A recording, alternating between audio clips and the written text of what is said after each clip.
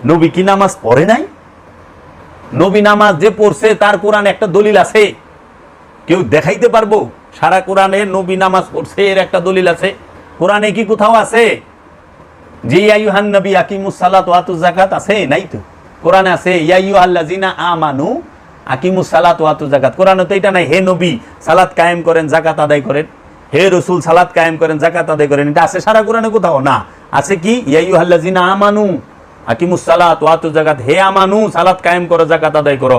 এই কোরআনে মুমিনের কথাটাও নাই যে মুমিন নামাজ পড়ো, যাকাত দাও। আছে আমানু। আর এই আমানুর বাংলা অর্থ মোল্লায় মুমিন করে ঠেয়া দিছে। তো তুমি তো অর্থই পড়ছো ভুল, তো তুমি শিখবা কি? মুমিন আরবি শব্দ, আমানু আরবি শব্দ। আমানুর থেকে অনেক ঊর্ধ্বস্তর হইল মুমিন। মুমিনের লগে আল্লাহ থাকে, আমানুর লগে আল্লাহ থাকে না। মুমিনের লগে আল্লাহ থাকে আর আমানুর লগে শয়তান থাকে, আল্লাহ থাকে না। আর মুমিনের লগে কোনোদিন শয়তান থাকে না, আল্লাহ থাকে। আর আমানুর লগে শয়তান থাকে, আল্লাহ থাকে না। তা আমানু আর মুমিনের তফাৎ আসমান আর জমিন। আমানু শয়তান যুক্ত আর মুমিন শয়তান মুক্ত।